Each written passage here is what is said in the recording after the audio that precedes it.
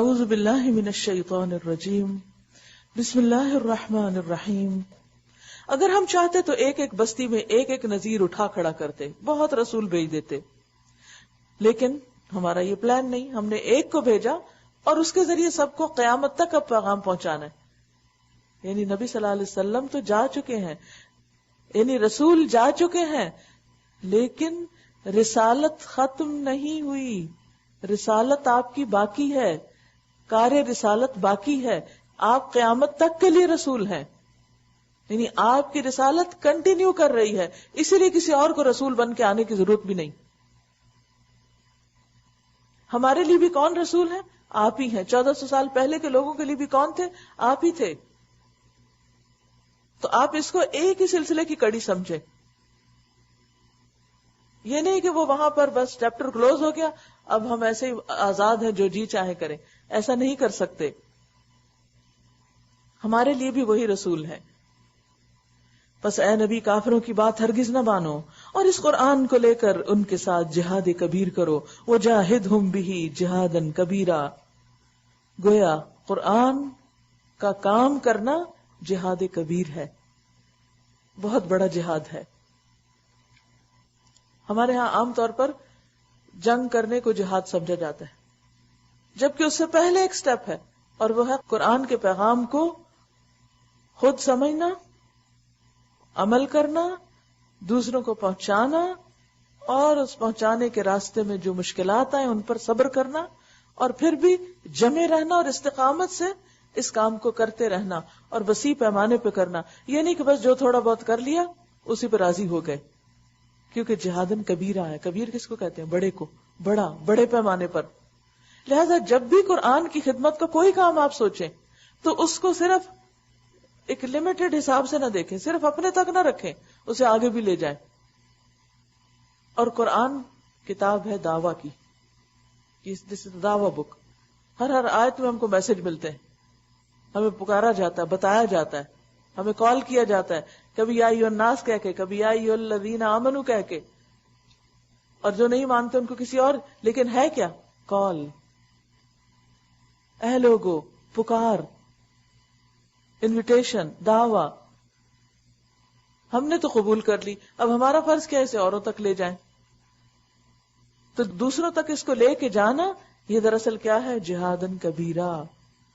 اس راہ میں اپنا وقت, مال, صلاحیتیں, طاقتیں, ذہانتیں, اپنی سکلز, ہنر, تجربے, ایکسپیرینس, ہر چیز کو لگانا, اور خوب خوب لگانا, اور پورے اخلاص کے ساتھ لگانا. اگر آپ اس پر عمل کریں گے تو آپ بہت بڑے مجاہد قرار پائیں گے, اور اللہ کے اس حکم کی پیروی کریں گے. سب سے پہلے تو نبی صلی اللہ علیہ وسلم پر یہ ذمہ داری ڈالی گئی, لیکن قرآن کو اللہ نے قیامت تک کے لیے کیوں محفوظ کیا؟ کہ پھر اس کے بعد آپ کی امت یہ پیغام سب تک لے کر جائے. تو آپ دیکھیے کہ پیچھے نفس کی بات ہوئی نا, تو نفس کی اصلاح کیسے ہو سکتی؟ اپنے نفس کی اور دوسروں کے نفس کی. دنیا کا کوئی قانون نفس کی اصلاح نہیں کر سکتا, یہ صرف قرآن کر سکتا ہے, جس میں تقویٰ کا بار بار حکم کہ اللہ سے ڈر کے کام کرو, اللہ کی خاطر کرو, اللہ سے جزا پانے کے لیے کرو. اور جب انسان کو یہ نقطہ سمجھ آ جاتا ہے, جب ہی جہاد کبیر ہو سکتا ہے, اس کے بغیر ہو ہی نہیں سکتا. ورنہ جب انسان صرف اپنی ذات کے لیے کرتا ہے, یا اپنے بچوں کے فائدے کے لیے, یا اپنے گھر کے لیے, تو اس کی سوچ, اس کا ویژن بہت محدود ہوتا ہے, بس اس سے باہر نہیں نکل پاتا. پھر اس کو توفیق نہیں ہوتی کہ وہ اس پر عمل کر سکے, کیونکہ اس کی خواہش نفس, وہ اپنی ذات کے خول سے باہر نہیں آیا. اس کو اپنی بڑائی کا شوق ابھی ختم نہیں ہوا, کیونکہ جب انسان اللہ کی بڑائی بیان کرنے لگتا ہے, جب انسان کے دل میں قرآن کی عظمت آ جاتی, جب وہ اس پیغام کے لیے سچا اور کھرا ہو جاتا ہے, پھر اپنی عظمتوں کا خیال نکل جاتا ہے. اور جب وہ نکلتا ہے تو آپ دوسروں کی باتیں سن کے, بے عزتیاں برداشت کر کے, لوگ آپ کو مذاق اڑائے ان پر آپ صبر کر کے, ہر چیز پر صبر کرتے ہوئے اپنے کام کے لیے دوڑتے ہی چلے جاتے. نہ کسی کی تعریف آپ کو پھسلاتی ہے کہ آپ رک کے وہ سننے بیٹھ جائیں, اچھا پھر اور کیا, نہیں. اور نہ کسی کی تنقید آپ کا راستہ روکتی ہے, کیونکہ آپ کے سامنے آپ کا مشن واضح ہے. کیونکہ یہی وہ کتاب ہے جس میں ساری انسانیت کے لیے ہدایت اور بھلائی اور شفا اور رحمت اور ذکر اور یاد دہانی ہے. یہی وہ فرقان ہے. وہی ہے جس نے دو سمندروں کو ملا رکھا ہے، ایک لذیذ اور شیریں، دوسرا تلخ و شور. دو طرح کے سمندر بھی ہیں، ہر چیز جوڑے جوڑے میں ہے، ہر چیز کے اندر کنٹراسٹ ہے، اور دونوں کے درمیان ایک پردہ حائل ہے. تو نیک اور بد، اچھے برے لوگوں کے بیچ میں بھی، مختلف مزاجوں میں بھی ایک رکاوٹ ہے جو انہیں گڈبڈ ہونے سے روکے ہوئے ہیں. ایسے لوگ پھر اکٹھے نہیں ہو پاتے. جیسے سمندر کے دو الگ رنگ کے پانی، ٹھنڈا اور گرم، یا مختلف کلرز کے پانی. آپ نے دیکھا ہوگا کہ 1400 سال پہلے یہ بات کہی گئی، لیکن صرف 16ویں صدی میں لوگوں نے اس کو نوٹس کرنا شروع کیا. اور پھر اب تو اس پہ بہت سی ریسرچ بھی ہوئی ہے کہ کس طریقے سے ایک تہ ٹھنڈی اور ایک گرم، اوپر نیچے بھی، ایک میٹھا اور ایک کڑوا، ایک رنگ کا اور ایک رنگ کا ہے پانی، آپس میں نہیں ملتے. اس میں بڑی نشانی کہ بعض لوگ جن کے مزاج فرق ہوتے ہیں، آپ 100 کوششیں کر لیں، وہ نہیں آپس میں ملتے. ان کے درمیان انٹیمیسی ہو ہی نہیں سکتی، کیونکہ وہ ایک تلخ ہے، شور ہے، اور ایک دوسرا سویٹ ہے. مکس نہیں ہو سکتے، اور مزاجوں کا یہ فرق باقی رہے گا. اتصبرون، حل یہی ہے. وجعلنا بعضکم لبعض فتنہ اتصبرون. اب کیوں؟ اس لیے کہ جب انسان، اب اوپر جہازن کبیرہ کی بات ہے، نیچے سمندروں کے مختلف ذائقوں اور رنگوں کی بات آ گئی. کیا سکھانا ہے؟ اللہ تعالیٰ یہ نشانی کیوں سامنے لا رہے ہیں کہ جب انسان یہ کام کرے گا تو اس کا واسطہ ان سب چیزوں سے پڑے گا. کبھی گھر میں ہوگا، کبھی باہر، کبھی کہیں. اس کو فیکٹ سمجھے، آپ اس کو چینج کر ہی نہیں سکتے. نو وے کہ آپ اسے چینج کریں. یہ اللہ نے بنایا ہی ایسے ہے کہ ایک جگہ پہ چل رہے ہوتے ہیں، آپس میں گڑبڑ نہیں ہوتے، مکس اپ نہیں ہوتے. تو اس کو ایز اٹ از لے لیں کہ اس نے ایسے رہنا ہے، اور مجھے اس کے ساتھ سر پھوڑنے کی بجائے اپنا کام کرنا ہے، وے آؤٹ نکالنا ہے. جیسے چٹان آ گئی سامنے، 2 راستے بن گئے. پہلے ایک تھا، آپ کو نظر آ رہا، لیکن چٹان نے آپ کو 2 راستے دکھا دیے. دائیں بھی جانا ہے تو ادھر چلے جاؤ، ادھر سے بھی نکلنا ہے، ادھر سے بھی نکل جاؤ. اور جب تک انسان 2 راستے نہ دیکھ پائے، اس وقت انسان صحیح ڈیسیژن نہیں لے سکتا، صحیح کام کر نہیں سکتا. اور آپ نے دیکھا ہوگا اکثر اگر آپ کبھی کسی دریا پہ جائیں، کسی جھیل پہ جائیں، تو جہاں پانی بہ رہا ہوتا ہے نا، تیز پانی، تو جب تک اس کے آگے رکاوٹ نہیں ہوتی وہ آرام سے چل رہا ہوتا ہے. لیکن جب رکاوٹ آتی ہے تو اس کی رفتار اور تیز ہو جاتی، وہ شور بھی مچاتا ہے لیکن گزرتا ہے. وہ پتھر کے اوپر سے بھی گزرتا ہے، وہ اس کے ساتھ بھی ٹکرا کے مزید اس کے اندر ایک حسن پیدا کر دیتا ہے. وہ سائڈوں سے بھی گزر جاتا ہے، لیکن وہ گزرتا ہے، وہ رکتا بالکل نہیں ہے. تو اسی طرح جس شخص کی زندگی میں کوئی مقصد ہو، اس کو بھی رکنا نہیں ہوتا، اسے رکنا نہیں، اسے اور راستے تلاش کرنے. اور یاد رکھیے، ہر پرابلم کا سولوشن موجود ہے اللہ کے اذن سے. ہر رکاوٹ، ہر لگی ہوئی گرہ کھل جاتی ہے، ہر چیز کو توڑا جا سکتا ہے. اگر لوگوں نے ایٹم توڑ کے کیا بنایا، ایٹم بام، انرجی نکل آئی اس سے، اتنی بڑی پاور. ایٹم ٹوٹ سکتا ہے تو اور کیا نہیں ٹوٹ سکتا، سب کچھ ٹوٹ سکتا ہے. لیکن بات یہ ہے کہ آپ کے اندر وہ ایمان اور عزم اور جذبہ اور استقامت اور ارادہ اور خالص نیت ہونی چاہیے. اور ہاں، سب کچھ ہمارے ہاتھ نہیں توڑتے ہوتے. یا ایھا الذین آمنوا استعینوا بالصبر والصلاۃ، پہلے صبر پھر صلاۃ، اور اللہ راستے کھول دیتا ہے. اس کے لیے کچھ مشکل نہیں، وہ ہر چیز پہ قادر ہے. اور وہی ہے جس نے پانی سے ایک بشر پیدا کیا، پھر اس سے نسب اور سسرال کے 2 الگ سلسلے چلائے. یہ بھی تو آپ دیکھیں نا، ایک ماں باپ ہوتے ہیں اور ایک سسرال ہوتے ہیں، ہے نا فرق دونوں میں. سسرال لاکھ اچھے صحیح، لیکن ہم ان سے وہ سلوک نہیں کرتے جو ماں باپ سے کرتے. جب تک ماں باپ کے گھر ہوتے ہیں، ہم ان کے ساتھ ہماری کوئی نہ کوئی ضد چلی رہتی ہے. ماں نے یہ کیوں نہیں کیا، بہن یہ کرتی ہے، بھائی یہ کرتا ہے، شادی ہو جائے گی سب سے جان چھوٹ جائے گی. اچھا شادی ہوگی، اگلے گھر گئے، اب ماں باپ یاد آنے لگے. ہمارے گھر میں یوں ہوتا تھا، ہم یوں ہوتا تھا، یوں ہوتا تھا، اور وہی باتیں نہیں بھولتی. کہیں چین ہے ہی نہیں، کیونکہ مقصد جو کوئی نہیں زندگی میں. جس شخص کی زندگی میں مقصد ہو وہ ان باتوں سے اوپر اٹھ جاتا ہے کہ انہوں نے تو یہی کرتے رہنا ہے. اور پھر دوسری بات یہ ہے کہ پھر انسان ایکسپٹ کرے کہ اللہ نے یہ دو الگ سلسلے بنائے ہیں، یہ ایک ہو ہی نہیں سکتے. لہذا سسرال کا مطالبہ کسی بچی سے کہ وہ ہمیں اپنے ماں باپ جیسا ہی اس سے بڑھ کے سمجھے، ممکن نہیں ہے. اور اسی طرح اگر انسان یہ سمجھے کہ سسرال اس کے ماں باپ بن جائے، ممکن ہی نہیں ہے. اللہ نے ہر ایک کا مقام رکھا ہے. ہونا کیا چاہیے؟ ہر ایک کی قدردانی، شکر گزاری. اللہ نے حکم دیا ماں باپ کے شکر گزار بنو، ان کے شکر گزار بنے. اللہ نے حکم دیا باقی رشتوں کو نبھاؤ، ان کے ساتھ نبھائیں. اور اصل نظر کام پر رکھے، لوگوں کے رویوں پہ نہیں. لوگوں کے رویوں سے اوپر اٹھ کے اللہ کے لیے خالص ہو جائیں. اور پھر فرمایا تیرا رب بڑا ہی قدرت والا ہے. دو چیزوں کا ذکر آ رہا ہے نا، دو راستوں کا اور دو طرح کے مزاجوں کا. وہ بڑا قدرت والا ہے. اس میں سبق ہے ہمارے لیے کہ اگر وہ ایسا کر سکتا ہے تو ہماری دعائیں بھی سن سکتا ہے. اس خدا کو چھوڑ کر لوگ ان کو پوج رہے ہیں جو نہ ان کو نفع پہنچا سکتے ہیں نہ نقصان. اور اوپر سے مزید یہ کہ کافر اپنے رب کے مقابلے میں ہر باغی کا مددگار بنا ہوا ہے. آپ کو تو ہم نے بس ایک مبشر اور نذیر بنا کر بھیجا ہے. ان سے کہہ دو کہ میں اس کام پر تم سے کوئی اجرت نہیں مانگتا.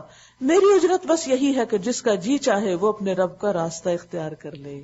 یعنی دعوت و تبلیغ کے کام پر ایک دائی کی سوچ کیا ہونی چاہیے؟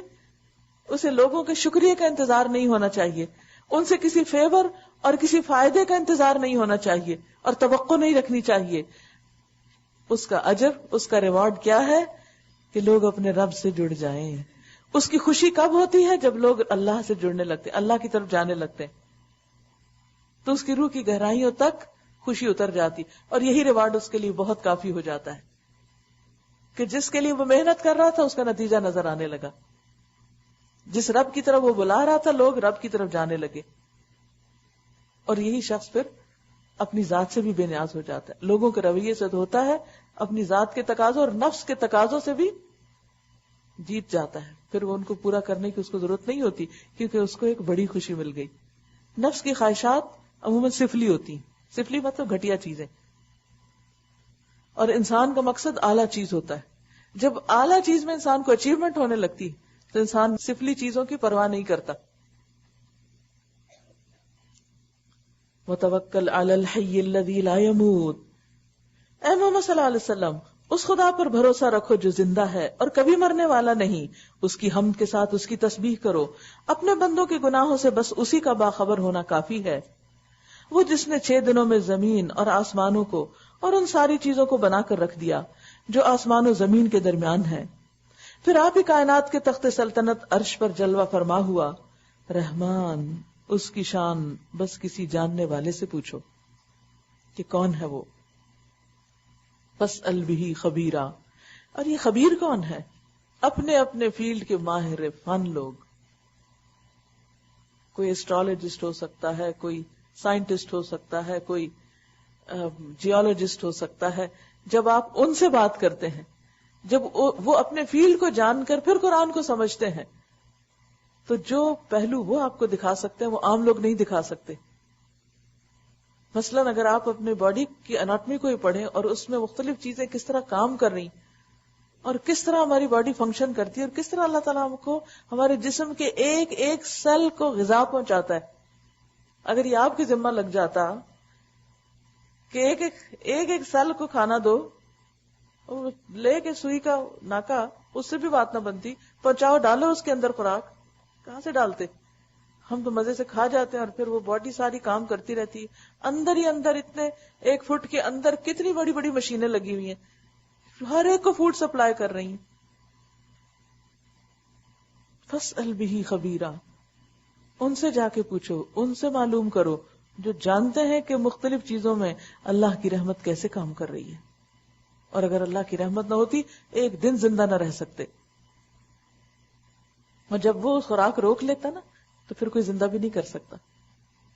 وَإِذَا قِيلَ لَهُمُ اسْجُدُوا لِلرَّحْمَنِ قَالُوا وَمَا الرَّحْمَنُ أَنَسْجُدُ لِمَا تَأْمُرُنَا وَزَادَهُمْ نُفُورًا. ان لوگوں سے جب کہا جاتا ہے کہ اس رحمان کو سجدہ کرو تو کہتے ہیں رحمان کیا ہوتا ہے؟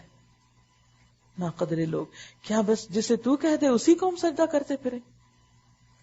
یہ دعوت ان کی نفرت میں الٹا اور اضافہ کر دیتی ہے. اب یہ خبیث قسم کے لوگوں کی مثال ہے، کلمتن خبیثہ، کہ جن پہ حق کی بات الٹا اثر کرتی. تبارک الذی جعل فی السماء بروجا، بڑا متبرک ہے وہ جس نے آسمان میں برج بنائے، بڑے بڑے ستارے اور سیارے، اور اس میں ایک چراغ اور ایک چمکتا چاند روشن کیا. وہی جس نے رات اور دن کو ایک دوسرے کا جانشین بنایا، ایک کے پیچھے ایک، ایک کے پیچھے ایک. دن جاتا ہے رات آتی ہے، رات جاتی ہے دن آ جاتا ہے، باری باری اپنے کام میں لگے ہوئے ہیں، اپنی اپنی شفٹ پہ موجود ہیں، کوئی چھٹی نہیں کرتا، کوئی سستی نہیں کرتا، کوئی بہانے نہیں کرتا. ہر اس شخص کے لیے اس میں سبق ہے جو سبق لینا چاہے. ہم بڑے بڑے اللہ کی عبادت کے، اطاعت کے، نیکی کے کاموں کے جذبے لے کے نکلتے ہیں، پھر کیا ہوتا ہے؟ چھوٹی چھوٹی باتوں پہ بہانہ بنا کے گھر بیٹھ جاتے ہیں اور اپنا کام بھول جاتے ہیں. جب بھی ہم اپنے دین کے کسی کام میں، اپنے فرض میں کوتاہی کرتے ہیں تو اس کے پیچھے ہمارے پاس جو بہانہ ہوتا ہے، کیا واقعی کبھی سوچا کریں یہ بہانہ اللہ کے یہاں کام آئے گا؟ وہ اس کو قبول کر لے گا؟ وہاں تو یہ بہانے اور تعویلیں اور دلیلیں ایسے بھگ کے اڑیں گی جیسے گرم توے پہ پانی کا قطرہ پڑتا نا، کتنی دیر لگتی ہے اس کو وہاں کھڑے ہونے میں. کبھی آپ نے دیکھا ہوگا نا، گرم توا، اس پہ پانی کا قطرہ ڈالے کتنی دیر میں اڑتا ہے، سیکنڈ بھی نہیں لگتا. پانی کی حالانکہ اپنی فورس ہے، طاقت ہے، قوت ہے، لیکن وہاں کچھ بھی نہیں. کیا اس سے بڑی قوت جب آئی تو اس کا وجود نہیں رہا؟ ہم یہاں اللہ نے ہم کو قوت گویائی دی ہے، بڑی بڑی باتیں کر کے لوگوں کو بھی جھوٹے بہانے کر کے مطمئن کرتے ہیں، اور اللہ کو بھی مطمئن کرنے کی جب قیامت آئے گی تو میں اللہ تعالیٰ کو یہ کہہ دوں گا، وہ کہہ دوں گا. لوگ بڑے مزے سے باتیں کر رہے ہوتے ہیں اور یہ پتہ نہیں کہ کس کو جا کے فیس کرنا ہے. اور وہاں حال وہی ہوگا جو توے پہ پانی کے قطرے کا ہوتا ہے. ساری دلیلیں ختم. وعباد الرحمن، رحمان کے بندے کون ہیں، اس کے پیارے کون ہیں؟ الذین یمشون علی الارض ہونا، جو زمین پر نرم چال چلتے ہیں، جن کی چال بڑی عمدہ ہوتی ہے، باوقار چال، عاجزی والی.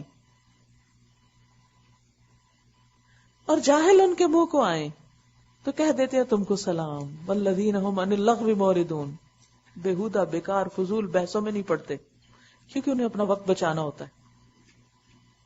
والذین یبیتون لربہم سجدا وقیاما، جو اپنے رب کے حضور سجدے اور قیام میں راتیں گزارتے ہیں. یاد رکھیے اس امر میں کب کمی ہوتی ہے؟ جب ہم لغو میں مصروف ہوتے ہیں. اگر دن آپ کا لغو میں گزرے، راتیں آپ کی لہو میں گزرے، آپ کب اپنے رب کے حضور سجدے اور قیام کریں گے؟ ان کاموں کے لیے باقی چیزوں کو چھوڑنا پڑتا ہے.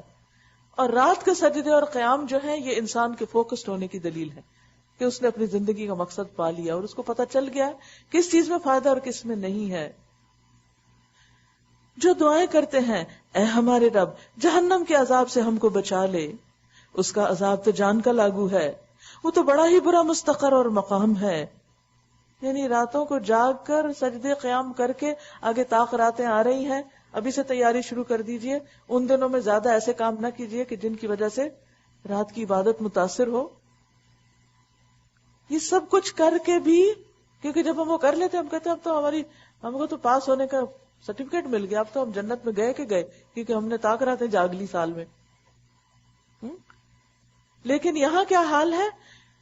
یبیتون لربہم سجدا وقیاما، اور دعائیں کیا ہیں؟ ہمارے رب ہمیں جہنم کے عذاب سے بچا لے، آگ سے بچا لے.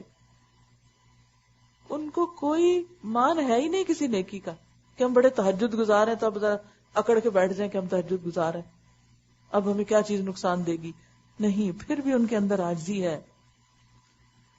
والذین اذا انفقوا لم يسرفوا ولم يقتروا وكان بين ذلك قواما، جو خرچ کرتے ہیں تو نہ فضول خرچی کرتے ہیں نہ بخل کرتے ہیں، بلکہ ان کا خرچ دونوں انتہاؤں کے درمیان اعتدال پر قائم رہتا ہے. جہاں ضرورت ہوتی ہے خرچ بھی کرتے ہیں، اور جہاں فضول معلوم ہوتا ہے روک بھی لیتے ہیں، ضائع نہیں کرتے. یعنی منی میٹرز میں بھی بہت سمجھدار، بہت کیئرفل، محتاط، متقی. والذین لا يدعون مع اللہ الہا آخر، اللہ کے سوا کسی کو معبود نہیں پکارتے، یعنی شرک سے ان کا کوئی واسطہ نہیں. اللہ کی حرام کی ہوئی کسی جان کو ناحق ہلاک نہیں کرتے، قتل سے تو دور سے ڈرتے ہیں، اور نہ زنا کے مرتکب ہوتے ہیں، اس رستے پہ بھی نہیں جاتے. یہ کام جو کوئی کرے وہ اپنے گناہ کا بدلہ پائے گا. یہ کام جو کوئی کرے، کیا؟ شرک، قتل، زنا، وہ اپنے گناہ کا بدلہ پائے گا. قیامت کے روز اس کو مکرر عذاب دیا جائے گا، بار بار عذاب دیا جائے گا، اور اسی میں وہ ہمیشہ ذلت کے ساتھ پڑا رہے گا. الا یہ، ہاں شرط یہ ہے کہ کوئی جو توبہ کر چکا ہو، اور توبہ کا مطلب کیا؟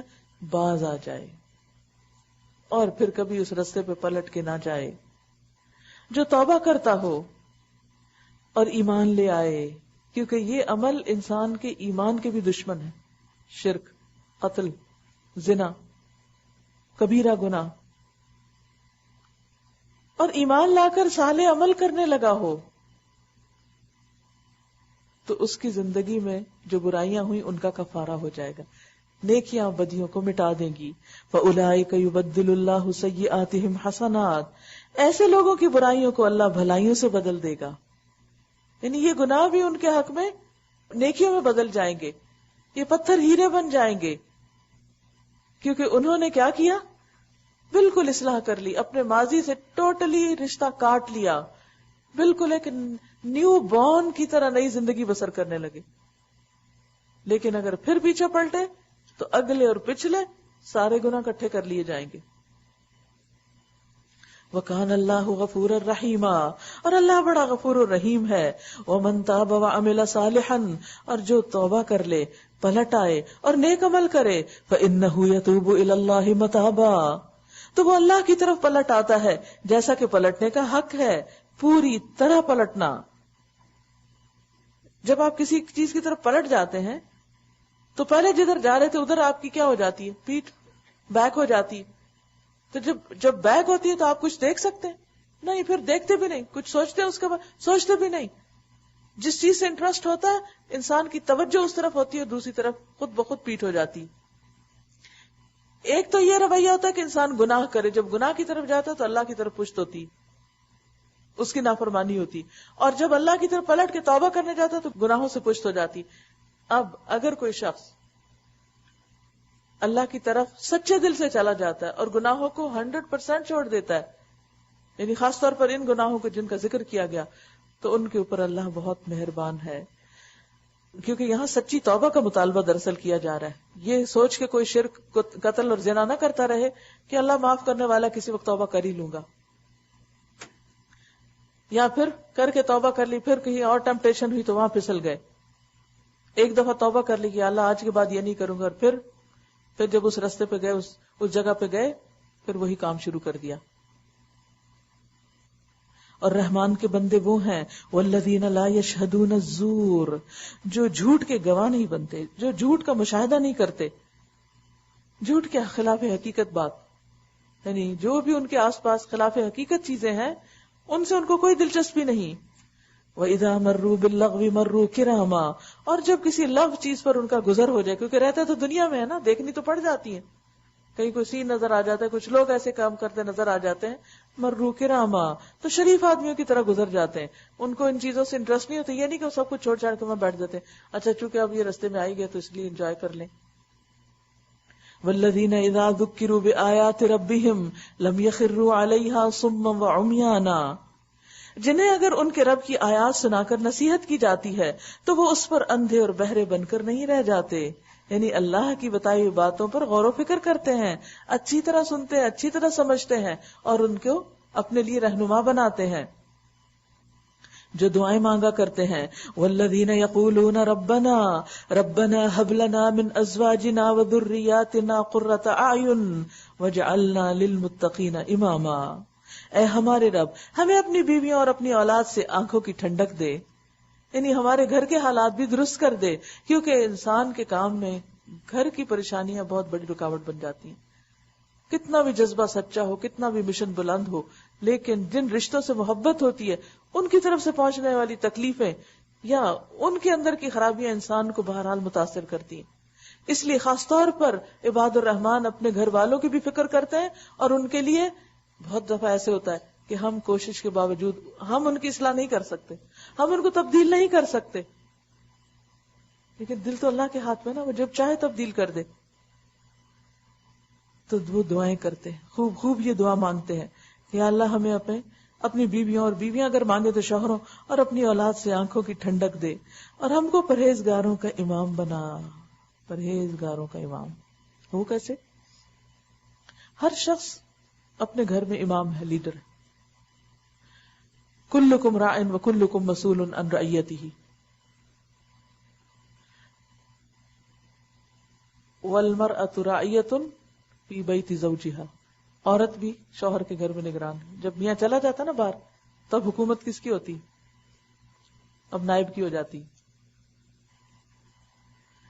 اب آپ دیکھیں کہ اگر آپ کی رعایا نیک ہے، متقی ہے، تو آپ کس کے امام ہیں؟ متقیوں. اور اگر وہ بگڑی ہوئی ہے تو آپ کس کے امام ہیں؟ فاسقوں کے، فاجروں کے. یہ دعا بہت معنی خیز ہے کہ یا اللہ جو لوگ ہمارے ماتحت ہیں، چاہے وہ گھر میں چاہے کہیں اور ہیں، وہ صالحین ہو، متقین ہو. کیونکہ اگر کوئی شخص خود تو نیک ہے لیکن فالوور اس کے بگڑے ہوئے ہیں تو اس نے کیا کمایا؟ آپ خود تو اچھے ہیں مگر بچے آپ کے نیک نہیں، ان کے اندر دین نہیں، اخلاق نہیں، تو آپ نے کیا کمایا؟ تو یہ بھی انڈائریکٹلی پھر دعا کے پہلے حصے کا ہی تتمہ ہے، یا اسی کی ایکسپلینیشن ہے کہ اولاد اور شوہر آنکھوں کی ٹھنڈک کب ہو سکتے ہیں؟ جب ان کے اندر کیا ہوگا؟ تقویٰ. تو یہ تقویٰ صرف خود نہیں سمیٹنا، ان کے لیے بھی اس کی دعا کرنا ہے. تو خوش قسمت ہے وہ کہ جس کے فالوورز، جس کے گھرانے والے، جس کے بچے، جس کے ساتھ کام کرنے والے، اس کی نگرانی میں کام کرنے والے اللہ سے ڈرتے ہوں. لہذا اگر آپ سکسیسفل ٹیم ورک چاہتے ہیں تو اس کی بھی تقویٰ ہے. لوگ آپ کے ڈر سے کام نہ کریں، آپ کے بچے صرف آپ کے سامنے نیک نہ بنے، صرف آپ کو دیکھ کر سر نہ ڈھانکیں، صرف آپ کو دیکھ کر شرافت کو ثبوت نہ دیں، بلکہ تنہائی میں بھی وہ اللہ کے فرما بردار ہوں. اور یہ کب ہو سکتا ہے؟ جب اللہ کا تقویٰ ہوگا. اور آپ کو اسی کے لیے کوشش کرنی ہے. بچوں کی جب بچپن سے تربیت کریں، اپنے سے نہ ڈرائیں، اللہ کی فکر ڈالیں ان کے دل میں کہ بیٹا میں تو سب جگہ ساتھ نہیں ہو سکتی تمہارے، مگر اللہ تم کو دیکھ رہا ہے. وہ تمہیں لائبریری میں بھی دیکھے گا کہ تم وہاں کیا کر رہے ہو بیٹھ کے، وہ کمپیوٹر پہ بھی تم کو دیکھتا ہے کہ کہاں چیٹنگ ہو رہی ہے، وہ بازار میں بھی دیکھتا ہے کہ کس کس کو دیکھ رہے ہو. ہر جگہ وہ دیکھ رہا ہے تم کو. میں نہیں دیکھ سکتی، نہ دیکھنا چاہتی ہوں، اور نہ میرے ڈر سے کوئی کام کرو، کیونکہ میرے ڈر سے کچھ کیا تو اس کا اجر کچھ نہیں. تو بچپن سے یہ تربیت دیں ان کو کہ وہ خدا سے ڈرنے والے بنے. تو انشاءاللہ جب ان کے اندر خدا کا ڈر آئے گا تو آپ کی زندگی آسان ہو جائے گی. حقیقی معنوں میں جب آپ کو آنکھوں کی ٹھنڈک حاصل ہوگی، جب آپ کے بچے اللہ سے ڈر کر اللہ کی اطاعت کر رہے ہوں گے، نہ کہ آپ کی خاطر، آپ کی وجہ سے، جب قرۃ اعین ہوتی ہے. اور اس کی دعا کرتے رہیں. اولئک یجزون الغرفۃ بما صبروا ویلقون فیہا تحیۃ وسلاما. اپنے صبر کا پھل منزل بلند کی شکل میں پائیں گے، آداب و تسلیمات سے ان کا استقبال ہوگا، یعنی جنت میں ان کا بہترین ویلکم ہوگا. خالدین فیہا، وہاں ہمیشہ رہیں گے. حسنت مستقرا و مقاما، کیا ہی اچھا ہے وہ مستقر اور مقام. قل ما يعبأ بكم ربي لولا دعاؤكم فقد كذبتم فسوف يكون لزاما. اے محمد صلی اللہ علیہ وسلم، لوگوں سے کہیے میرے رب کو تمہاری کیا حاجت پڑی ہے اگر تم اس کو نہ پکارو. اللہ کو کیا ضرورت اگر تم دعا نہ مانگو. اور اللہ تعالیٰ اس بندے سے غضبناک ہوتا ہے. من لم يدع اللہ یغضب علیہ، جو اللہ سے نہیں مانگتا اللہ اس پر غضبناک ہوتا ہے. تو ضرورت کس چیز کی ہے کہ ہم اپنے اندر ان صفات کو پیدا کریں. اگر ان کی ڈیٹیل جاننا چاہیں تو رحمان کے بندے کیسٹ کا نام ہے لیکچر کا، اگر اس کو سنے تو مزید اس میں آیات اور احادیث کے ریفرنس بھی آپ کو ملیں گے، لیکن ان کی بھی ایک چیک لسٹ اپنے لیے بنا لیں اور دیکھیں کہ کیا ہم یہ سارے کام کر رہے ہیں. اگر یہ کر رہے ہیں تو رحمان کے پیارے ہیں، اور اگر نہیں کر رہے تو رحمان سے دور ہیں. اگر اس کا قرب چاہتے ہیں تو پھر چال سے لے کر اولاد تک کی فکر کریں، کیونکہ نبی صلی اللہ علیہ وسلم جب چلتے تھے تو عمدہ طریقے سے، حدیث میں آتا ہے کہ کانا یمشی مشین یعرف فیہ انہ لیس بعاجز ولا کسلان. آپ ایسی چال چلتے تھے کہ یوں پہچان لیے جاتے تھے کہ نہ آپ کوئی درماندہ ہے اور نہ ہی سست، یعنی باوقار انداز میں چلتے تھے. سورۃ الشعراء. بسم اللہ الرحمن الرحیم. طاسیم میم تلک آیات الکتاب المبین. یہ بھی مکی صورت ہے. طاسیم میم، یہ کتاب مبین کی آیات ہیں. اے محمد صلی اللہ علیہ وسلم، شاید تم اس غم میں اپنی جان کھو دو گے کہ یہ لوگ ایمان نہیں لاتے. کیا ہمارے اندر بھی ایسی تڑپ ہے کہ ہم آپ کے چھوڑے ہوئے مشن کے لیے کام کرتے وقت ایسی ہی جان گھلائیں؟ ہم چاہیں تو آسمان سے ایسی نشانی نازل کر سکتے ہیں کہ ان کی گردنیں اس کے آگے جھک جائیں، لیکن ان کا حال کیا ہے؟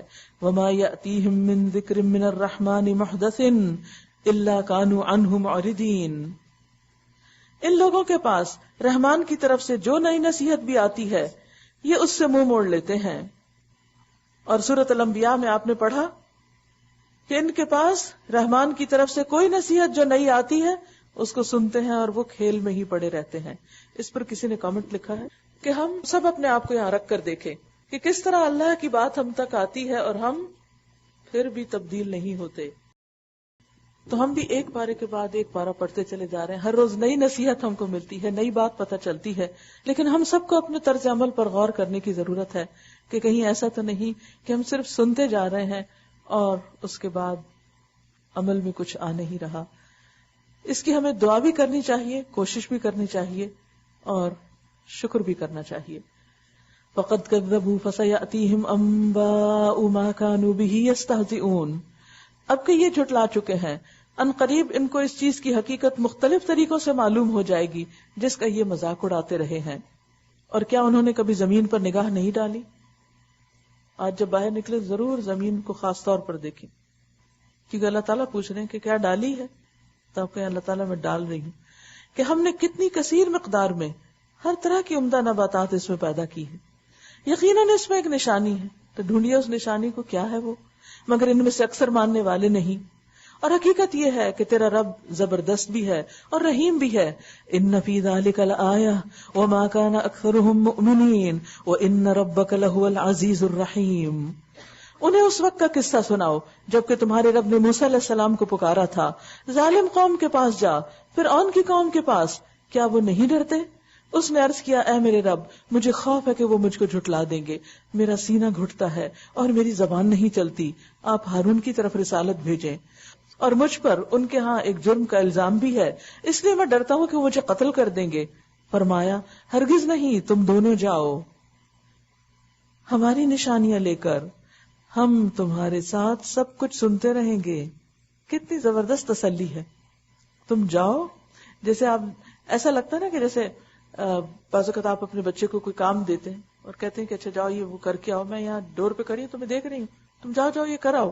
تو کہتے نہیں مجھے ڈر لگتا ہے کوئی پکڑ لے گا مجھے. اب کہتے ہیں میں دیکھ رہی ہوں کوئی نہیں پکڑتا. تو بچہ کیا کرتا ہے؟ چل پڑتا ہے. وَلِلَّهِ الْمَثَلُ الْأَعْلَى. اللہ سبحانہ و تعالیٰ موسیٰ علیہ السلام اور ہارون علیہ السلام کو کہتے تم جاؤ، ڈرو نہیں، میں دیکھ رہا ہوں، سن رہا ہوں، ساتھ ہوں تمہارے. اِنَّا مَعَكُمْ مُسْتَمِعُونَ. جب بھی کبھی دعویٰ کا کام کریں، جب بھی کسی کو خیر کی بات بتائیں، جب بھی امر بالمعروف کریں، تو اس وقت گھبرایا نہیں کریں، ڈرا نہیں کریں، فوراً یہ سوچا کریں میرا رب میرے ساتھ ہے، میں تو اس کا کام کرنے جا رہی، میں تو اس کی خاطر کسی کو کچھ بتا رہی.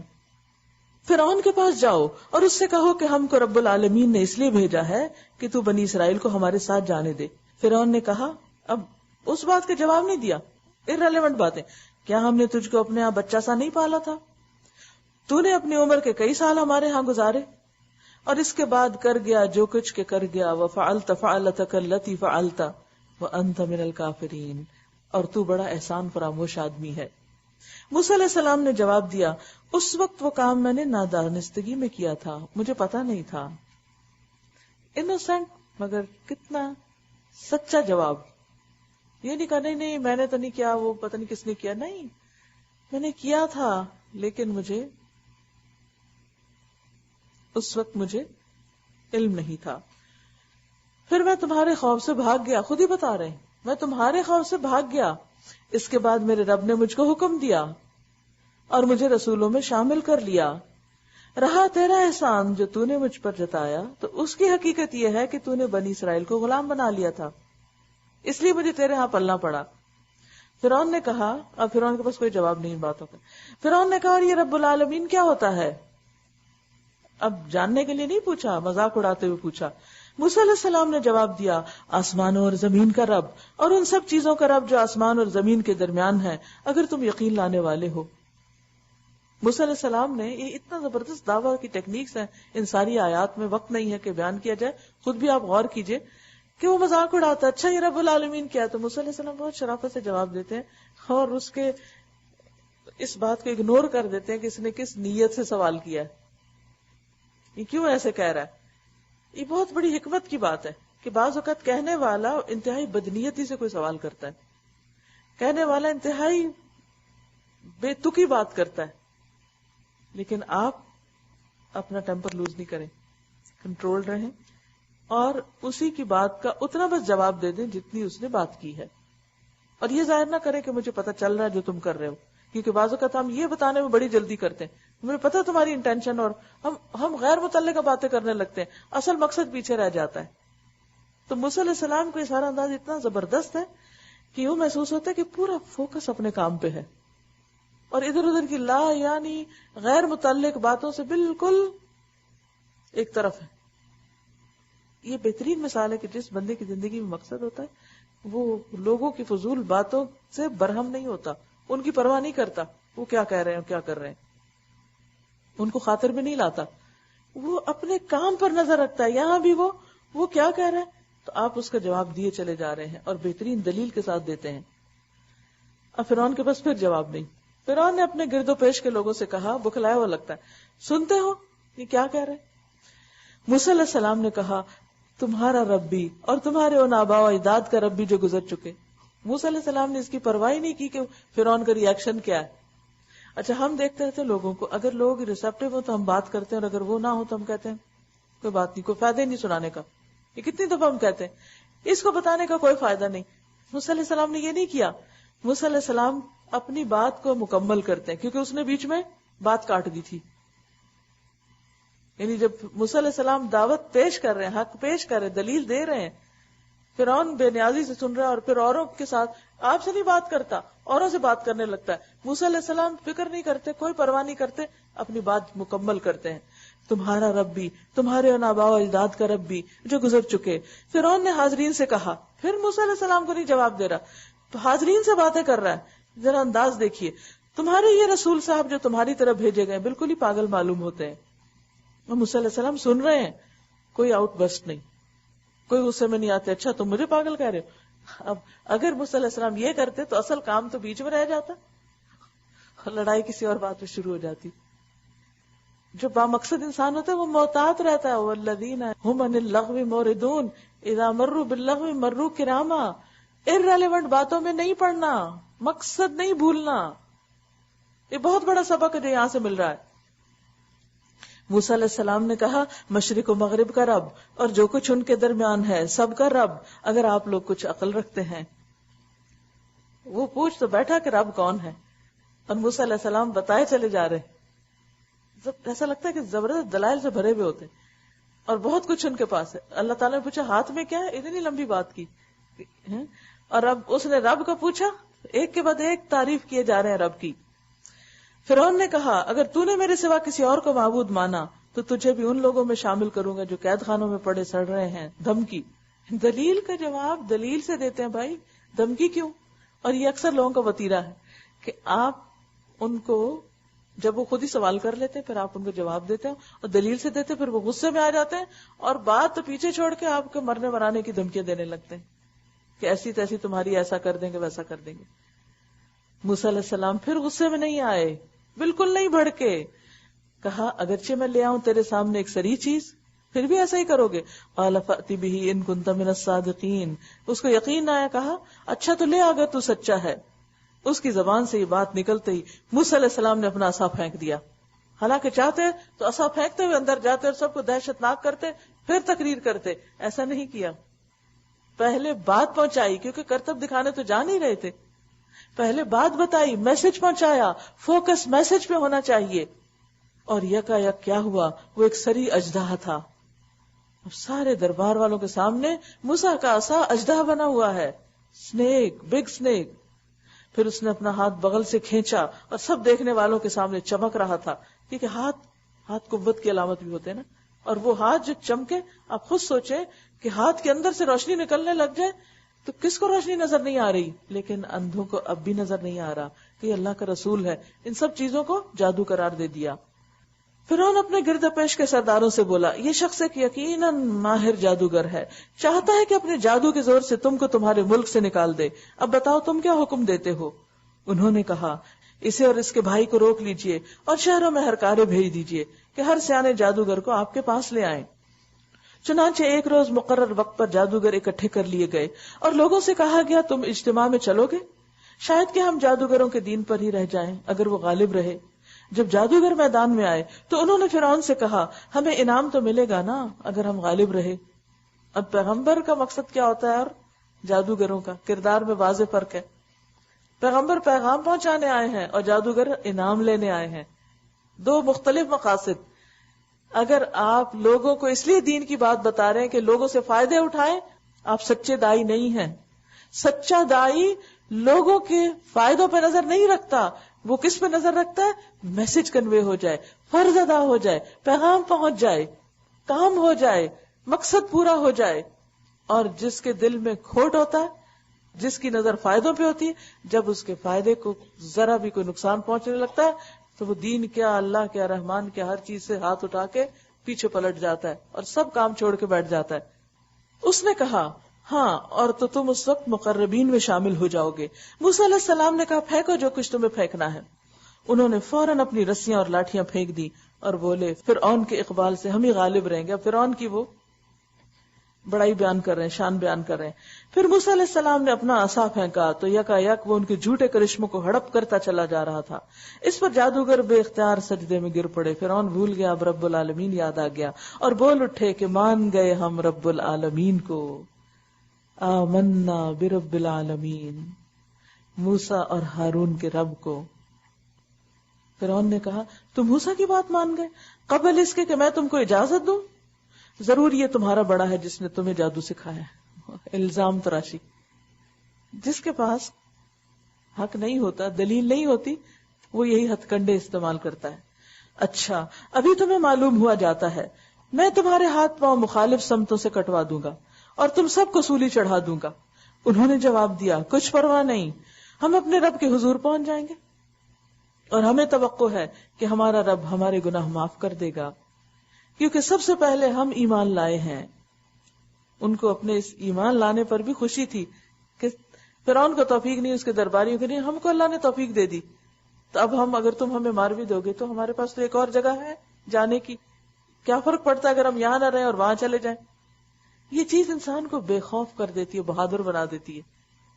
اگر کوئی آپ کی عزت نہیں کرتا تو آپ کے کوئی فکر نہیں، اللہ ہے نا، کافی ہے میرے لیے، حسبی اللہ و نعم الوکیل. کوئی جان سے مار دینا چاہتا ہے نا، وہ اس سے جا ملیں گے، اس سے ملاقات ہو جائے گی. اب یہ ایک ایسا ایمان ہے، ایسا جذبہ ہے، ایسی سوچ ہے کہ جس کو کانکر نہیں کیا جا سکتا، نہ کسی لالچ سے، نہ کسی دھمکی سے. اور جب سچے اہل ایمان کے دل میں یہ بات آ جاتی ہے، پھر وہ سب چیزوں سے اٹھ کے صرف اللہ کے لیے کام کرتے ہیں اور اپنی جزا آخرت میں. اور ہمیں توقع ہے، انا نطمع ان یغفر لنا ربنا خطایانا ان کننا اول المؤمنین، کہ ہمارا رب ہمارے گناہ معاف کر دے گا کیونکہ ہم سب سے پہلے ایمان